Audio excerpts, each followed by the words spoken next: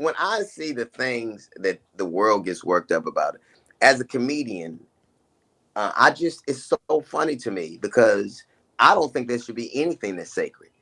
Now, I don't think that you should be reckless, and I think that you should be, intentional. But I don't think any subject, by definition, is off limits because we don't function in society that way.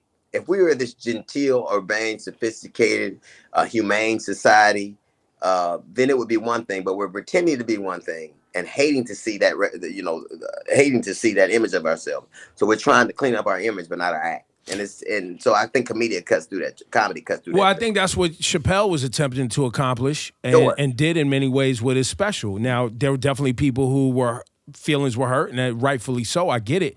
But I think the But why conversation though? was the But attempt. why though? Like I never got that part. Here's the thing: what they asked for, what employees of Netflix asked for, LBGTQ. They got all the alphabets, so if I miss one, I don't want to be. But what they asked for, and they wanted his images to be taken down. They wanted jobs set aside, and they wanted money. Right? Am I? That's right. Well, Right. yeah, I was mostly talking about the before the employees of the Netflix, just the group, whoever the But individuals even are at who were that, offended. even at that, what they were asking for is reparations. They were asking for reparations. They were saying we're so aggrieved by this black dude. He hurt our feelings. We want reparations. That in it, and everybody could see exactly what it was. Everybody could see he was a comedian, not Thomas Jefferson. He told a joke. He didn't sell your children, your mother and father off.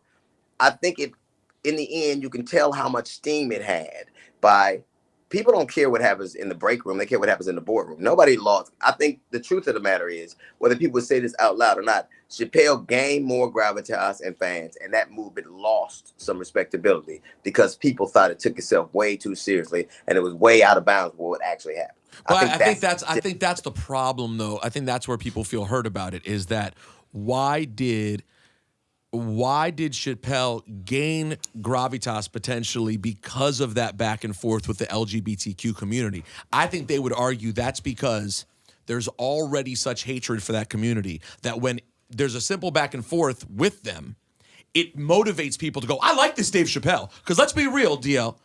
I like Dave. I don't have a problem with Dave morally. I think Dave's a good dude. But by bringing up that subject, there are people now who are fans of him simply because they view him as a vessel for anti-LGBTQ. Okay. And that in itself is the problem.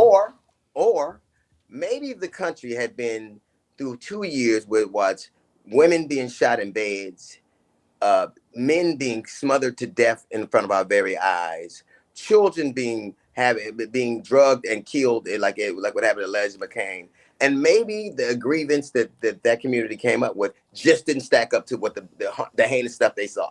But then, Maybe but on then, but balance, then here we end up in a, but now we end up in a spot, DL, where instead of the group that ends up skating in all of this, so now we basically essentially have on some level people upset with the LGBTQ community. Why y'all complaining so much? You have an aggrieved black community because they are constantly aggrieved in this country.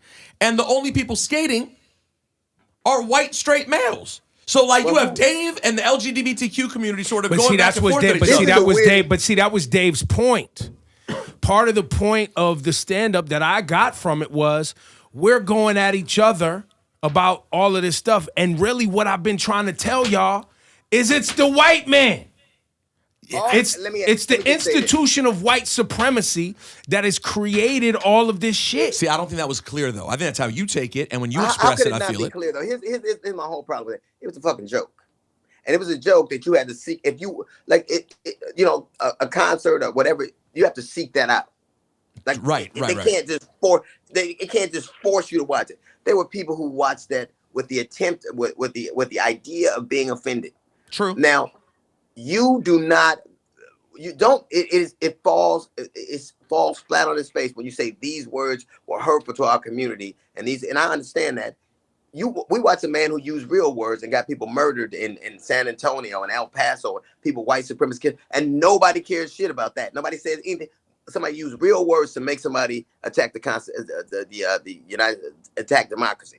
No, they use real words, and those real words have an impact. So maybe on balance, seeing all of that shit, a joke. Come on now. Now, DL, in comedy, of being offensive. Now, I've known DL long enough to where I used to go see DL warm up the crowd for LL Cool J's sitcom.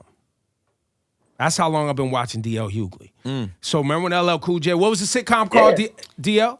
What was that? it? Out all night. In the house? In the house. In the house. In the house. And you went to go to tapings of this. I just went, and I heard DL. he was like, DL's open. I was like, let's go. I had free time. I don't know what I was doing, but I went, okay?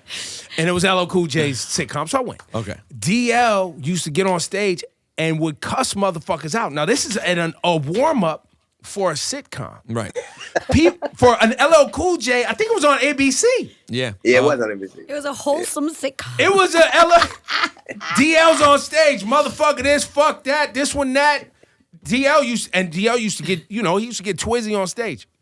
DL cussed motherfuckers out of the audience. They would be so offended that they would get up and walk out. Now, this was during his stand-up, but he was also doing this as a warm-up act for a sitcom and ran a family. I think it was a family.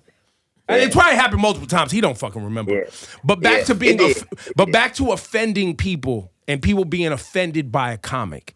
My point is that it's been happening forever. Where a comic gets on stage, said there are people who are going to be offended. Like it's been forever, right, DL, for you? Yeah.